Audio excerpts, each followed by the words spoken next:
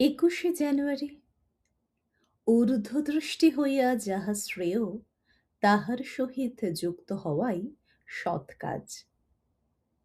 অবারিত হবে যবে তব জীবনের নিত্য উৎসধারা, ধৌত হইবে তখন সব মলিনতা, মিটাইবে তৃষ্ণা তব, জুড়াইবে দগ্ধ হৃদয়ে সে শীতল বাড়ির পরশ, ফুটাইবে প্রেমের কুসুম আশা আর আনন্দের রসে। এমনই অপূর্ব দৈবী শক্তি তাহার। নিজেকে যখন দুর্বল মনে হইবে তখন শক্তির সন্ধান করিব।